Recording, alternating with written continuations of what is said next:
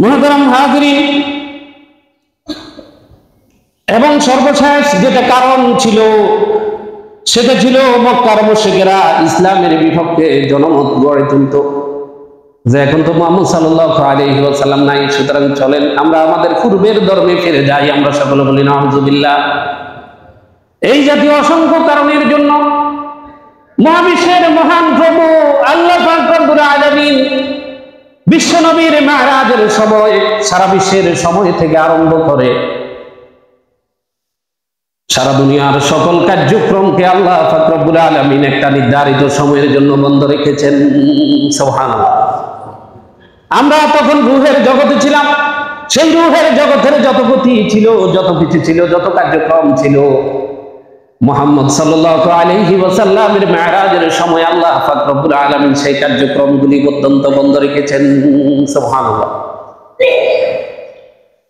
মুহতারাম হাজিরিন, মুহাম্মদ রাসূলুল্লাহ সাল্লাল্লাহু আলাইহি ওয়াসাল্লামকে আল্লাহ পাক রব্বুল আলামিন মেরাজে নিয়ে গেলেন।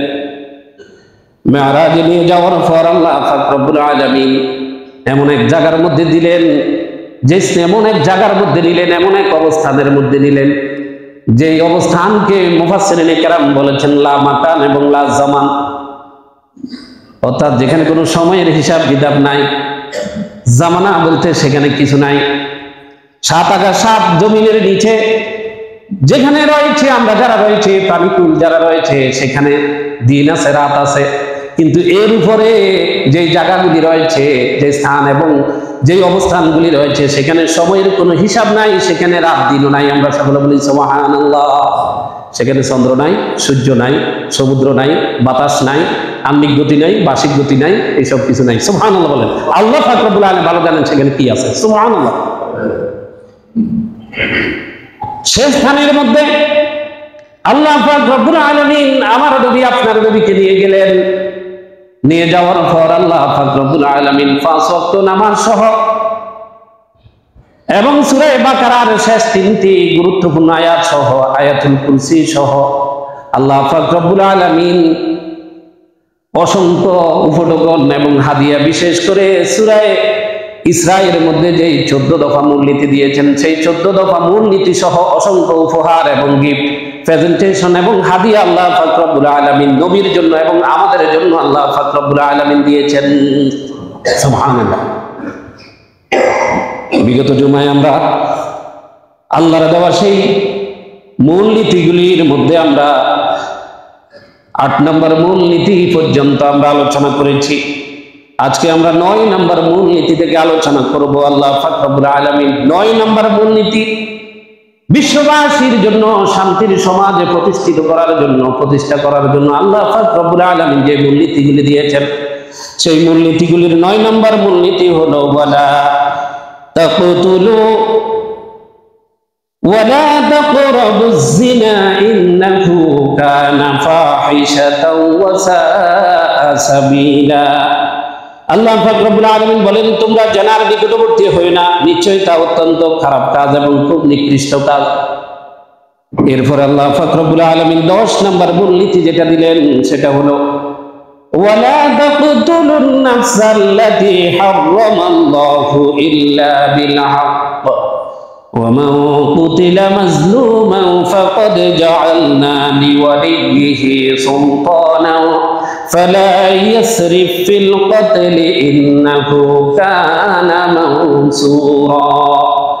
আল্লাহ পাক রব্বুল আলামিন বলেন, আর প্রাণ হত্যা করো না, যাকে আল্লাহ পাক রব্বুল আলামিন হারাম করেছেন, কিন্তু ন্যায়ভাবে বিচারের মাধ্যমে হত্যা করা যাবে। আর যে ব্যক্তি অন্যায়ভাবে নিহত হয়েছে তার পরিবার পরিজনকে, ওলিকে আমি কিসাস দাবি করার অধিকার দান করেছি। অতএব সে যেন হত্যার ব্যাপারে সীমা লঙ্ঘন না করে, তবে সেই সহানুভূতি পাওয়ার যোগ্য হবে। আমরা সকলে বলি সুবহানাল্লাহ। অন্যায়ভাবে কাউকে কি করা যাবে না, হত্যা করা যাবে না। সেটা শুধু মানুষ না, অন্যায়ভাবে একটা পিঁপড়া পর্যন্ত হত্যা করা যাবে না। সুবহানাল্লাহ বলেন।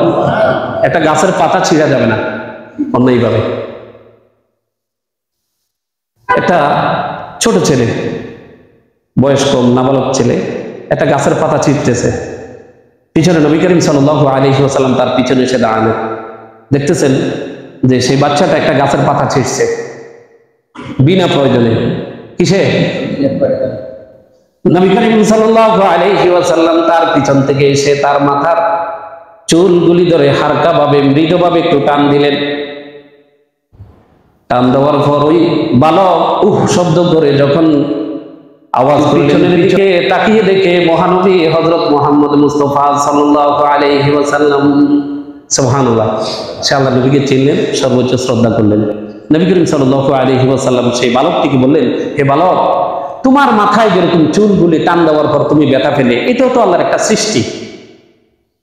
যখন তুমি বিনা প্রয়োজনে গাছের পাতাটা ছিঁড়লে, এই গাছটাও তো কষ্ট পেল। আমরা সকলে বলি সুবহানাল্লাহ। কিরকম নবী, কিরকম শিক্ষা, আমরা সকলে বলি সুবহানাল্লাহ।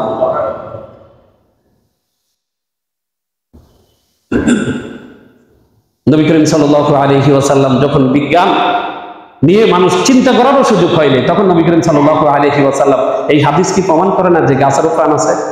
আমাদের স্যার জগদীশ চন্দ্র বসু কয় বছর আগে বলছেন কথাটা, অথচ এরও শত শত বছর আগে আমার নবী গাছেরও যে প্রাণ আছে হাদিস দ্বারা সেটা প্রমাণ করে দেখিয়ে দিলেন বিশ্ববাসীকে। আমরা সকল বলি সুবহানাল্লাহ। মুহতারাম হাজিরিন, অন্যায়ভাবে হত্যা করা যাবে না। এটা শুধু গুনাহ না, জঘন্য গুনাহ। এবং যেই ব্যক্তি কাউকে অন্যায়ভাবে হত্যা করবে, চিরদিনের জন্য আল্লাহ পাক রব্বুল আলামিন তাকে জাহান্নামে রাখবেন। নাউযুবিল্লাহ।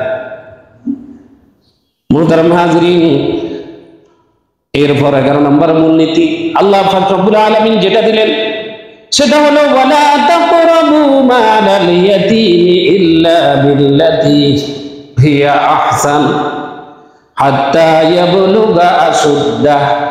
এতিমের সম্পদের কাছে যেও না একমাত্র তার কল্যাণের আকাঙ্ক্ষা ছাড়া, যে পর্যন্ত না সেই বালেগ হওয়ার বয়সে উপনীত হয় পৌঁছে। আমরা সকলে বলি সুবহানাল্লাহ। কোন এতিমের সম্পদ অন্যায়ভাবে কি করা যাবে না? আত্মসাৎ করা যাবে না। আমরা মেরাজের আলোচনায় বলছি যে আল্লাহ বলছে যে যে ব্যক্তি অন্যায়ভাবে এতিমের সম্পদ আত্মসাৎ করবে, সেই জাহান্নামের অগ্নিসংযুক্ত পাথরগুলিকে জাহান্নামের ফেরেশতারা কেটে কেটে তার মুখের ভিতর ঢুকাই দিবে। নাউযুবিল্লাহ মিন যালিক। দুনিয়াতে আগুনের কয়লা যদি ঢুকায় তাহলে কি অবস্থা হবে? মুহতারাম হাজিরিন, এরপর আল্লাহ পাক রব্বুল আলামিন 12 নম্বর মূলনীতি যেটা দিলেন, ওয়াউফু বিল আহদি ইন্নাল আহদা কানা মাসউলা। আল্লাহ পাক রব্বুল আলামিন বলেন, আর ওয়াদা পূর্ণ করো, নিশ্চয়ই প্রতিশ্রুতি সম্পর্কে তোমাদেরকে জবাবদিহি করতে হবে। এবং হাদিস শরীফের মধ্যে এসেছে যে ওয়াদা করে ওয়াদা রাখে না, ওয়াদা ভঙ্গ করে, সেটা কার আলামত? মুনাফিকের আলামত। কার আলামত? আর মুনাফিক কোথায় থাকবে? ইন্নাল মুনাফিকিনা ফি দারকিল আসফালি মিনান নার, জাহান্নামের সর্বনিম্ন স্তরে থাকবে মুনাফিক। এই জন্য ওয়াদা ভঙ্গ করা এটা কিসের আলামত? মুনাফিকের আলামত। আয়াতুল মুনাফিকে সালাসা, যে মুনাফিকের আলামত হলো 3টি, তার মধ্যে একটি হলো কি? ওয়াদা। ওয়াইজা তুমিনা খানা, যে ওয়াদা ভঙ্গ করা, কি করা? প্রতিশ্রুতি ভঙ্গ করা। এরপরে আল্লাহ পাক রব্বুল আলামিন 13 নম্বর মূলনীতি দিলেন, ওয়াউফুল কাইলা ইযা কিলতুম ওয়াজিনু বিল কিসতাসিল মুস্তাকিম যালিকা খায়রু ওয়া আহসানু তাউইলা। আল্লাহ পাক রব্বুল আলামিন বলেন, আর ওজনে কম দিবে না, সঠিক দাড়ি পাল্লায় ওজন করবে, এটা উত্তম এবং এর পরিণাম হচ্ছে শুভ। আমরা সকলে বলি সুবহানাল্লাহ। বিশ্বনন্দিত মুহাদ্দিস ইমাম মালিক রাহমাতুল্লাহ আলাইহি, ইমাম বুখারীর সম্মানিত ওস্তাদ ইমাম মালিক রাহমাতুল্লাহ আলাইহি, তিনি তার মুয়াত্তা ইমাম মালিকের মধ্যে একটি হাদিস নিয়ে এসেছেন, হাদিস নাম্বার 1323 নম্বর হাদিস। সেখানে তিনি বলেছেন যে কোনো জাতি যদি ওজনে কম দেয় তাহলে আল্লাহ পাক রব্বুল আলামিন তাদের রিজিক সংকুচিত করে দেন। নাউযুবিল্লাহি মিন যালিক। আজকে দেখেন আমাদের মুসলিম বিশ্বের, বিশেষ করে বাংলাদেশের অবস্থা, যে ওজনে কম দেওয়া এটা যেন আমাদের অনেকের অভ্যাসে পরিণত হয়েছে, যার ফলশ্রুতি দেখা যায় আমাদের রিজিক সংকুচিত হয়ে গেছে। বলতে পারেন যে কিভাবে? আমার টাকা পয়সার অডেল সম্পদের অভাব নাই, কিন্তু অডেল সম্পদের অভাব নাই, কিন্তু আল্লাহ পাক রব্বুল এমন একটা রোগ দিলেন আপনাকে, এই রোগের কারণে আপনার কি রিজিক সংকুচিত। ডাক্তারের সঙ্গে বলে দিছে যে আপনি 10 তলা বাড়ি থাকতে পারে, কিন্তু রাত্রে মাত্র একটা রুটি খেতে পারবেন। কয়টা? একটা। বলে রিজিক সংকুচিত হয়েছে। আরো 50 বছর আগে দেখেন আমাদের এই জাতীয় মুরব্বীরা কয় প্লেট ভাত খাইছে, কারণ তাদের মধ্যে এই স্বভাব ছিল না। খাদ্য বেতাল দেওয়া, ওজনে কম দেওয়া, এগুলি তাদের মধ্যে ছিল না। এখন সম্পদ থাকার পরে আমি খেতে পারতেছি না, টাকাই থাকতে হয়। মেজবানিতে গেলে দেখেন না আমাদের কি অবস্থা, 2 টুকরা বাড়াই দিলে কয়েক হুজুর খেতে পারতে দিয়েন না, ডাক্তার নিষেধ করছে। ভাই দিয়েন না, ডাক্তার কি করছে? নিষেধ করছে। সবগুলি আমাদের হাতের কামাই। জাহরাল ফাসাদ ফিল বাররি ওয়াল বাহর বিমা কাসাবাত আইদিন নাস, আল্লাহ বলছে এগুলি সব তোমাদের হাতের কামাই। আজকে পেট ভরে ভাত খেতে পারে, শুধু রাত্রে 3 বেলা ভাত খেতে পারে, এই জাতীয় আমাদের দেশে সুস্থ মানুষ কয়জন আছে? মুহতারাম হাজিরিন, সুতরাং এগুলি হচ্ছে যে ওই আল্লাহর বিধানের সাথে আল্লাহর বিধান লঙ্ঘন করার কারণে আল্লাহর পক্ষ থেকে এই জাতীয় শাস্তি। মুহতারাম হাজিরিন, অন্য হাদিসে এসেছে যে এই জাতীয় কাজ যারা করবে তাদেরকে আল্লাহ পাক রব্বুল আলামিন বিভিন্ন রোগের মাধ্যমে, ডায়াবেটিস, গ্যাস্ট্রিক, ক্ষুধামন্দা, এই জাতীয় অসংখ্য রোগের মাধ্যমে আল্লাহ পাক রব্বুল আলামিন বান্দার রিজিক সংকুচিত করে দিবেন। নাউজুবিল্লাহ। সুতরাং আমাদেরকে এই ওজনে কম দেওয়া থেকে কি করতে হবে? বেরিয়ে আসতে হবে। আর এখন আমরা যারা অধিকাংশ ব্যবসায়ী, যারা ব্যবসার সাথে জড়িত, যে একসময় মানুষ এগুলো কল্পনা করতো না, এমন স্টাইলে এমন পদ্ধতিতে কম দিবে, ভেজাল দিবে, যে মনে হচ্ছে যে ওই ক্ষুদ্র ব্যবসায়ী হলেও সেই যেন মনে হচ্ছে অক্সফোর্ড বিশ্ববিদ্যালয় থেকে যে ওজনে কম দেওয়ার ডিগ্রি, এমফিল ডিগ্রি সে সেখান থেকে অর্জন করে আসছে। আপনি বলতে পারবেন না, এমন টেকনিকে আপনাকে পচাটা ধরাই দিবে।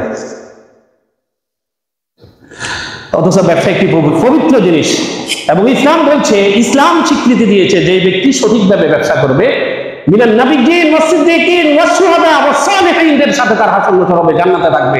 সত্যিকার ব্যবসায়ী যারা, সুবহানাল্লাহ বলুন। মুহতারাম হাজিরিন, এরপর 13 নম্বর মূলনীতি হলো ওয়ালা তাকুফু মা লাইসা লাকা বিহি ইলমুন ইন্নাস সামআ ওয়াল বাসারা ওয়াল ফুআদা কুল্লু উলাইকা কানা আনহু মাসউলা। যে বিষয় তোমার জ্ঞান নাই তার পিছনে পড়িও না।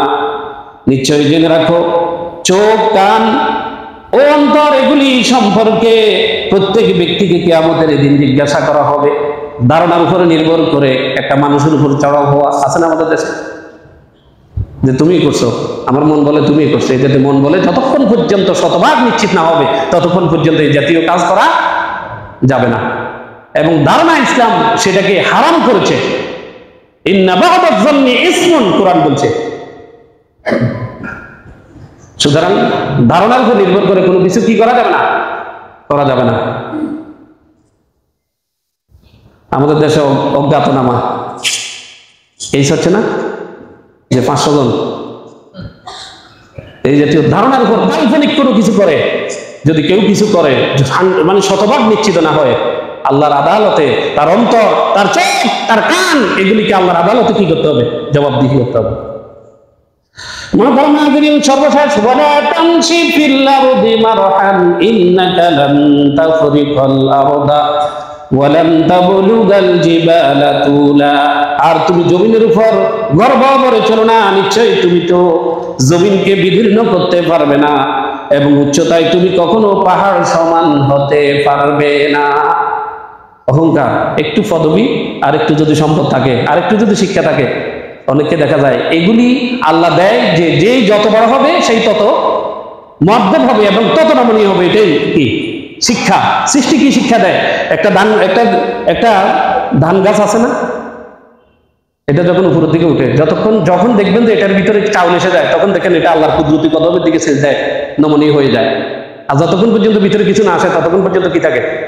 মনে হচ্ছে যে আসমান ছিদ্র করে ফেলবে।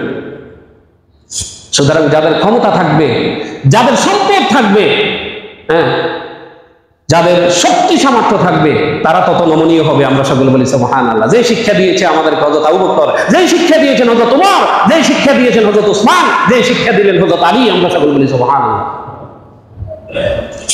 আল্লাহ পাক রব্বুল আলামিন আমাদেরকে এই বিষয়গুলি বুঝে আমরা যদি এই 14টি মূলনীতি যদি আমরা অনুসরণ করতে পারি, ইনশাআল্লাহ আল্লাহর ঘরে আল্লাহকে সাক্ষী রেখে বলতেছি, আমাদের এই পৃথিবীর প্রতিটি ইঞ্চি জমি আল্লাহর জান্নাতে রূপান্তরিত হয়ে যাবে। সুবহানাল্লাহ।